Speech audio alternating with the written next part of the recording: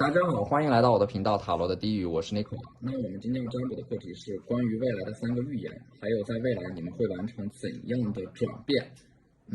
那在我们面前呢有3组牌，从左到右分别是第一组牌、第二组牌、第3组牌。大家可以根据自己的直觉选择和你们连接最紧密的一组牌。稍后的话我会做出一个解读。那么大家在选牌的过程当中，可以在弹幕上打出领取好运，来领取你们的专属好运。好，那我们现在可以开始选牌了。大家好，欢迎来到第一组牌。首先，第一组牌的这张宝剑十，你们当下正在经历的是，或者说你们可能正在面对的是一头乱麻的生活，所有的事情还有棘手的问题同时向你们涌来，快要把你们压垮。现在的你们可能正行走在崩溃的边缘上，想要躺平和摆烂，有一种破罐子破摔的冲动了。而且呢，这张宝剑十啊，可能说你们身体上面也许有着某种阻碍吧，行动不便的感觉。如果说你们想要离开当下的这个困境，你们首先要做的就是让自己冷静下来，因为这些事情呢，或者说这些问题啊，它不是一天形成的，所以你们也没有办法快速的把它们解决掉。病来如山倒，病去如抽丝。你们现在就是要把遇到的问题一点点的梳理清楚，然后一件问题的去解决，一件事情一件事情的解决，一个问题一个问题的去解决，把那些宝剑一把一把的拔出来。一开始会举步维艰，但是这些问题处理到后面会越来越轻松，越来越得心应手，游刃有余。只要你们能够熬过这个阶段，后面的人生命运绝对不会亏待你们，因为你们前面受过的苦会照亮你们后面即将要走的路。那么这张隐士呢 Hermit 啊，你们未来可能会隐藏自己的身份，悄悄的去做某件事情。你们不会告诉任何人你们的计划，你们会选择一个人去实现它。这张牌代表的是你们心中会藏着一个秘密啊，憋着一口气会在未来要证明自己啊。你们不会对任何人说关于你们过去的经历和遭遇。因为那些难过其实讲不清楚啊，失落也没有办法感同身受，最终可能还是你们自己把自己拉出深渊。当你们经历了一些事情以后，你们就好像变了一个人一样，熬过低谷之后会变得沉默寡言。低谷的时候，其实感受最强烈的不是痛苦，而是孤独啊。所以说，这张宝剑国王在未来可以看到的是会出现这个宝剑国王一个风象特质的贵人，可能是天秤、双子或者说水瓶，他们手中的宝剑会给你们指出关于你们未来人生的一条路，它是有关于你们的自我价值的实现啊。这条路可能有着比较高的门槛。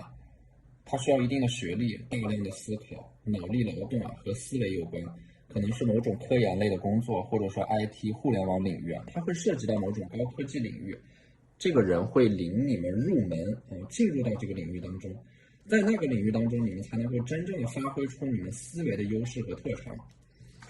这张星币四呢，我看到的是你们整个人在未来会变得更加的保守和谨慎，这不是一个坏事。对于你们来说，人生不是变得越来越宽容，什么都能涵盖，而是你们会变得越来越挑剔，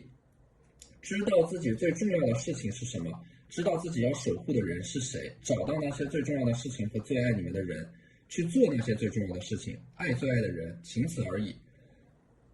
你们会变成一个极简的人，你们的人生不是越来越复杂，而是会越来越简单，把这种能量重新收回到自己身上，会放弃很多，但是某种程度上欲无所求则必将满载而归。那么这张星币三呢，牌面当中的3颗星币，它代表的是一种资源的整合。未来可能会发生一件很重要的事情就是你们会有一个合作吧，把你们的优势、你们所拥有的资源拿出来，和合作伙伴进行一个资源的整合。我觉得这张星币三，它更多的可能更像是一种你们懂得利用自己的优势，利用自己的优势来交换到你们想要的一些资源，来帮助你们快速的达到目的所以说这张星币三呢，你们会重新找到自己的价值，并且把自己的优势发挥到极致。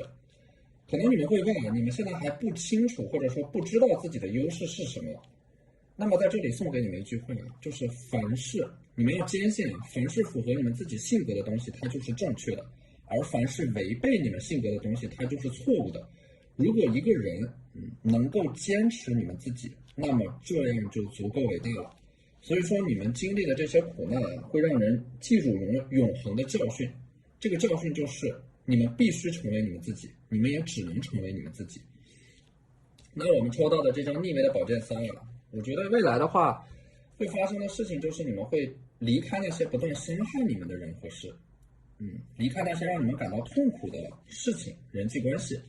不被左右，不被定义，不被框架，不被束缚。你的感觉，你们做主，一切令你远离最快乐的自我状态的事情和人，你们都要小心前往。你们会在痛苦当中得到觉醒，会离开那些令你们感到痛苦的人和事。那么这张圣杯女魂呢，就是你们会找到自己心爱的东西，或者说拥有一份珍贵的感情啊。我觉得这份珍贵的感情，它首先有一个最重要的前提和基础，就是你们是爱自己的，无条件的接纳、信任自己。爱自己是终身浪漫的开始，爱自己是终身美好的开始。所有的关系都是你们和自我关系的一种投射。所以说，圣杯女皇，你们手里的这个圣杯，我感觉就是你们未来会和自己达成一种和解吧，就是会原谅自己，会停止否定自己，会承认自己的价值，然后你们会学着倾听自己的感受，倾听你们最高级别的思维，倾听你们的经验，他们都会是你伟大的老师。那么这个圣杯女皇呢，它就是你们会变成一束温柔的光啊，即使你们身处黑暗，你们也不会诅咒黑暗，而是你们会去选择照亮黑暗。照亮黑暗的那束光并不来自于内部，并不来自于外部，而是说来自于你们的内部，是你们自己发出的。你们会在迷雾当中自己变成一座灯塔。那么这张女祭司呢，你们未来会成为一个女祭司，一个拥有灵性智慧的女祭司啊，会尝试着通过一些手段和方式来预测自己的未来。你们未来可能会成为一个占卜师、灵性疗愈者，或者说心理咨询师啊。女祭司她本身有一种阴柔之力啊，无意识的力量会让你们有着某种灵性智慧的觉醒啊。女祭司本身是有着极强的独立思考的能力的，所以说未来你们一定会选择一条路，这条路看似好像通往一个人迹罕见的地点吧，就这条路会很难走，但是你们会在这条路上，你们越走到后面，你们就越会看到这条路上充满了惊喜和发现。所以说女祭司代表的是一种状态啊，你们会成为最好的模样。这种最好的模样呢，它是这样的一种状态，就是一而不负，柔而不弱，爱而不直，独立而不强势，自主而不自我。你们会活出自己最好的模样啊，去主动的选择成为你们最想要成为的那种人。好，那这就是我们这期视频的全部内容了，非常感谢大家的收看。如果你觉得我的视频对你们有帮助的话，可以在我的视频下方留言点赞，或者你们的支持就是我最大的动力。那我们下期视频再见，拜拜。大家好，欢迎来到第二组牌。第二组牌的话，首先我们抽到的第一张牌权杖骑士啊，你们身披铠甲，手持权杖，这代表的是未来你们会把自己整合起来。权杖骑士，权杖它本身有一种很强的执行力，它携带有扩张、发展、创造，还有激情的能量。所以说这张牌它预示着未来你们会把现在所想的事情付诸于行动和实践。那么这说明现在的你们可能行动不便，又或者说自闭和与世隔绝，但是未来的你们会重新整顿自己，然后重新向之前的那个目标发起冲刺。我觉得抽到这组牌的你们，未来的成就一定是不凡的，因为你们有这种野心和大的想法还没有实现。但是在这之前，你们会先改变自己的拖延症和完美主义，直接去做、去执行。所以说这张权杖骑士它更多的是一种自我状态的改变，思维的改变就是你们会让自己成为自己的主人，而不是被控制、被推着走，会重新拾取或者说激活你们内心当中的勇气。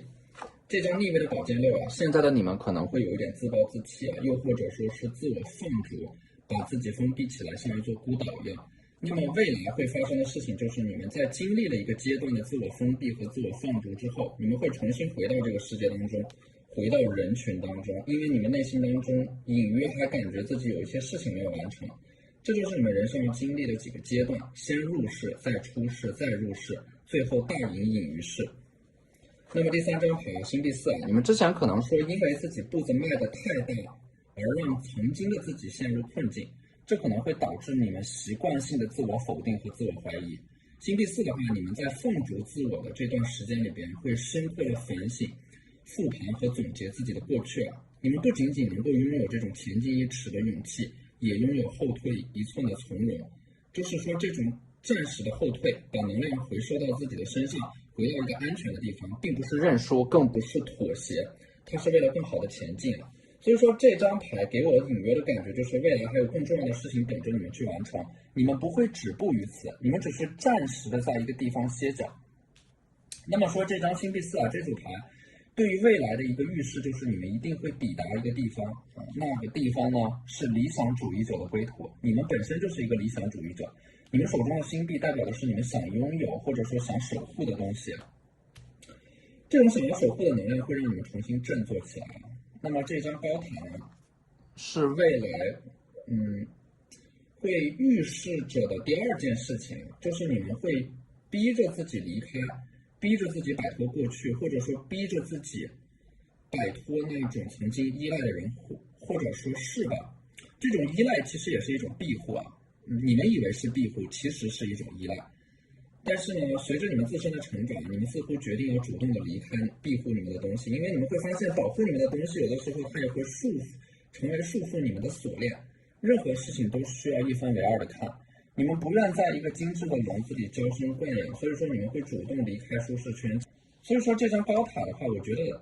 它是关于未来人生的一种解构和重组，你们会把原来的规划打乱，是主动打乱的，那种岁月静好的生活平平淡淡的继续下去，可能不是你们想要的，你们想要实现更多，你们想要往前走，你们想要看到更多，所以说你们内心当中有一个更大的这种蓝图理想，它会涌现出来，它会显化出来。所以说可能在这个过程当中也会有突如其来的一些事情，比如说一个对话，或者说一个外部的环境的变化，会把你们身体当中另一部分自我激活出来，之前被压抑的那种能量会破土而出，重见天日。未来你们会踏上一个快速发展的阶段，整个人会有一种焕然一新、脱胎换骨的重生。可能说很多人见到你们都会认为你们和从前不一样了，有一种士别三日当刮目相看的感觉。那么这张圣杯二呢，就是你们未来会做出一个很重要的人生选择。两个圣杯，黑色和白色的圣杯，代表的是你们既可以选择一种安逸的生活，但是又可以主动的踏出舒适圈，去做一些什么，实现一些什么，创造一些什么。就是说关于未来的生活，这个选择的权利是在你们的手上的。两个圣杯代表的是两种不同的未来，在接下来3到6个月，也有可能是3到6年，它会呈现在你们的面前。时间并不重要，因为什么时候你们做好准备，这个选择它就会出现。所以说这两个圣杯呢，它代表的是不同的选择，或者说人生的十字路口。但是这个选择它不是瞬间出现的，你们当下每时每刻都在做出选择，其实就是每一件事情当它堆叠起来的时候，那个大的选择才会出现。所以说你们当下每做出的一个选择，比如说你们今天想要选择吃什么，今天要做什么，今天是选择学习还是选择放松，都会决定你们接下来要体验的旅程。所以圣杯二的这个选择，它是无数个小的选择汇聚而成的一个大的人生选择。你们不需要关注未来那个选择它会以怎样的形式出现，你们只需要在当下，就是你们只要做出的每一个选择都符合自己内心当中的指引，那个选择它自然而然就会呈现在你们的面前。这张月亮牌呢，很有可能你们会在接下来就是说深夜做出一个很重要的决定。月亮牌象征的是你们思维很丰富，很有想象力，有着丰富的情绪流动，而且你们可能会你们没有看到这种能力带给了你们怎样的优势，相反有的时候你们还会困惑，你们会为这种能力而感到烦恼，因为你们总是感觉自己好像想的太多又做的太少，感觉自己是一个思想上的巨人，行动当中的矮子。你们会觉得自己可能有的时候会有一点懒，但是其实懒并不是一件坏事，懒并不等于懒惰，懒而不惰，就是你们会想办法提升自己的效率。因为如果说你们想要省力的话，你们就一定要提高效率，用一种更加智慧的方式去更高效的完成一些事情。你们不会没有规划的瞎忙，多动脑少动手，谋而后动。这种懒的话，其实反而能够推动你们自身的发展。而我们抽到的这两张牌呢，一个是圣杯8，还有一个是星币8。关于命运给你们的预言，就是你们会重新找到自己真正热爱的事情。那么重新找到自己热爱的事情，它意味着什么呢？意味着是你们会重新找到自己人生存在的意义，这是一种存在感。说明现在的你们存在感缺失啊，我们与外部世界的联系好像是被斩断了，我们时常会感到无所依托，缺乏一种根本上的安全感。当你们能够在未来重新拥有这种存在感的时候，我们往往会对自己的行为和决定感到踏实，生活也充满期待，生机勃勃。所以说，存在感是意义感与满足感的起源。你们要找到这种存在感，而找到这种存在感的方式就是你们会找到自己真正热爱的事情，找到你们爱的事，你们想爱的人。所以说，关于你们的未来，你们会重新决定重新选择。虽然说这条路可能你们会选择一条很慢很难走的路，但是它会非常的踏实。你们会释放自己低调默默的付出，听从内心的指引，然后沉浸在自己的世界里边，可能会找到一个思想和行动的支点和一个起点。这样，当你们的思维和愿望足够清晰和强烈的时候，整个世界都会来帮助你们，整个宇宙都会来帮助你们。所以我觉得这张圣杯八未来的你们会重新审视自己，重新评估自己，重新评估自己的优势，你们是一个怎样的人，有过怎样的经历和经验，懂得哪些技能，在哪些领域可以深耕。这个时候的你们，其实我觉得你们可能一直忽略了认识到自己的重要性，因为只有当你们认识到自己的时候，你们才知道你们能够做什么，你们想要做什么。你们现在的爱好也可能成为未来的工作，也许在未来每一个人将不，就是说抽到这组牌的你们将不会用你们在哪里上班来定义自己，而是用我有什么能力，我可以在哪些方面帮助到别人，同时获取收益来作为自己的标签。这也是未来会发生的一种转变，思维和身份上的双重转变。好，那这就是我们这期视频的全部内容了，非常感谢大家的收看。如果你觉得我的视频对你们有帮助的话，可以在我的视频下方留言点赞，或者你们的支持就是我最大的动力。那我们下期视频再见，拜拜。大家好，欢迎来到第三组牌。首先，第三组牌的第一张牌 The Empress 女皇。女皇它代表的是关于你们的未来的这个预言呢，就是说你们的身份地位和阶级会发生改变，会做到一个很高的位置上，可能会成为一个领导者、自主创业者、自由职业者。你们能够掌控自己的命运，所以才能够像女皇一样散发出一种由内而外的优雅，它根植于你们内心的修养和你们过去所经历的事情。而你们自身的这种气场呢，其实本质上是你们拥有可以自我掌控的自由，内心有着笃定的安全感，浑身散发着一种总有能力去应对未来种种不确定性的自信能量。而你们的这种状态的变化，一定是由于你们的身份、你们所在的位置、你们所拥有的物质和经济基础发生了根本性的改变。所以说这张牌它就预示着你们未来人生还有很大的向上发展的空间。第二张牌的宝剑二，在你们的潜意识里边，你们可能一直都在缅怀着一个人，这个人活在你们的回忆里，甚至他的一部分灵魂都存在于你们的记忆当中。也许他从未离开，他只不过换了一种形式陪伴在你们的身边。这张宝剑二它有另一个层面的含义，就是你们是背对着我的，说明你们可能把自己的身份隐藏起来了。它有一种逃避的意味，就代表的是你们的内心当中有一个心结目眼，绕不过去，但是也躲不开。你们可能会选择逃避它，用冷漠和理智来麻木自己。但是真正解决问题的方案是你们需要直面它，必须要直面重接和消化那个内心当中的心结或者说梦魇，你们才能够往前走。当你们在逃避什么的时候，生活会一次又一次把那个课题砸向你们，直到你们彻底解决它为止。那么第二个预言呢是权杖四，还有一个是星币国王。首先权杖四关于你们未来的物质生活会变得更加的丰盛和富足。牌面当中的两个人会携手创造一些物质，创造新的身份，可能是合伙开公司、合伙创业、合伙打拼、组成家庭都有可能。权杖四它本身就意味的是稳定，稳定压倒一切。这种稳定一方面预示着你们未来不需要再为金钱而发愁，有着充沛的物质，能吃饱穿暖，还有一些闲钱为自己的爱好消费，购买自己喜欢的东西。另一个层面的稳定是你们和某个人，你们和未来伴侣的这种关系是极其稳定的。当一个人和另一个人在一起有这种无拘无束的感觉的时候，那这种感觉它就是爱，因为在这个人面前，你们不用自卑，也不用强行展示优越感，能够保持一个平和稳定的自然状态，这就是真正的爱。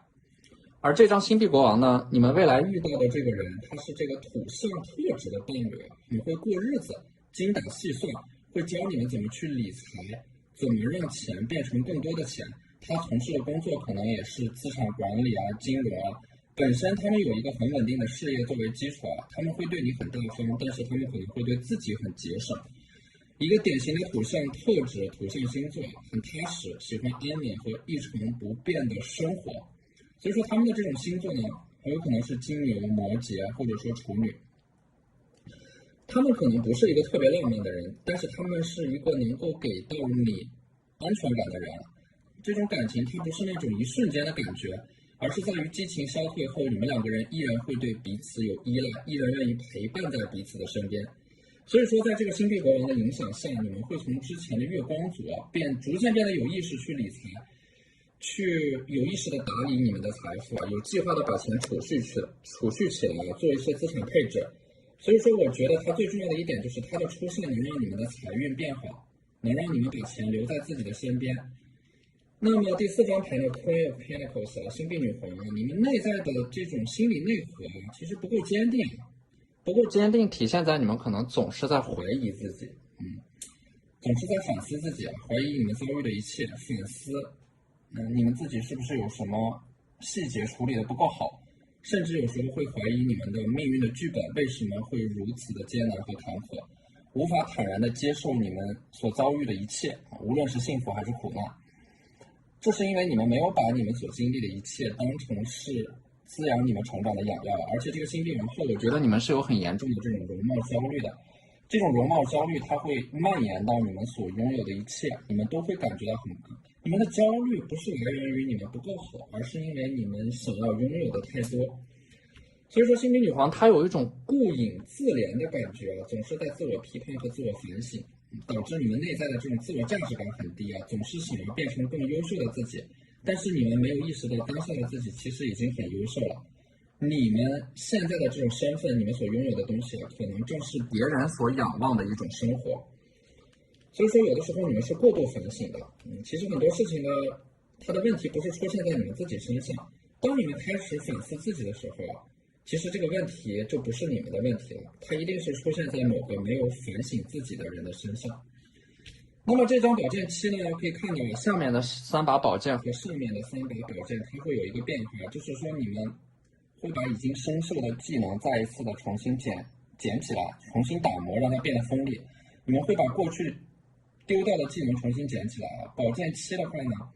它是有一种解决问题的功能和属性的，能够帮助你们披荆斩棘。你们会发现你们过去所学过的一些东西，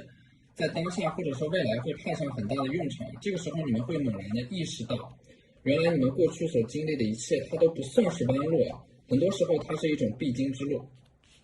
这张圣杯骑士呢，这个圣杯其实是你们的回忆倒掉回忆的过程，就是把关于你们过去隐藏的痛苦和回忆掩埋起来因为你们有一个习惯就是你们总是会回到那些痛苦感伤的回忆边缘，去轻轻的触碰它，然后又把自己的手缩回来，以最快的速度逃离。当你们发现自己无法面对过去的回忆所带来的痛苦的时候，你们又会以某种形式来自我欺骗你们要记住你们如何对待自己的过去，你们就如何对待自己的未来。真正重要的是从过去的那些回忆当中吸取教训，不再让犯过的错误重蹈覆辙。而我们抽到的这2张牌呢，这是关于你们未来所预言的第3件事情就是你们未来的工作和你们的事业，你们会从事一些有创造性的工作，能够激发你们创造力的事情，你们会成为一个创造者。Creative Expression 这张牌就是在告诉你们，你们不是在寻找自己，而是在创造自己生活的意义并不在于抵达一个地方，而在于发现你们在那里，向来在那里，已经在那里，你们其实已经处在一个人生的终点上了。当你们意识到这一点的时候，你们就能够全然的投入到当下的这种创造当中生活的意义就是创造出你们的身份和本质，然后去体验它。激活你们创造力的方式就是你们一定要让自己闲下来，就是即使你们在被生活追着往前跑，你们也应该给自己的生活留一些空白。这个空白或者说停顿的时间里，这些创意、好的想法和灵感才会涌现出来。当你们在做具体的事情的时候，你们没有时间想那么多。很多创造力、想法、好的主意都是来自于一边读书、一边听音乐、一边发呆、一边喝茶的时候。只有通过这样的方式，我们才能够活出最大的创造力。而且你们未来从事的工作，一方面会涉及到有创造力的，不是那种死板教条、墨守成规的工作。另一方面呢，我们抽到的这张 Energy Healing 你们可能会从事一些能量疗愈的工作。你们做的事情，你们发出的声音，你们创造的作品都能够疗愈到别人。你们自己就是一个疗愈者，你们不仅仅是在疗愈自己，你们还会在疗愈别人的过程当中创造出属于自己的价值。好，那这就是我们这期视频的全部内容了。非常感谢大家的收看。如果你觉得我的视频对你们有帮助的话，可以在我的视频下方留言点赞，或者你们的支持就是我最大的动力。那我们下期视频再见，拜拜。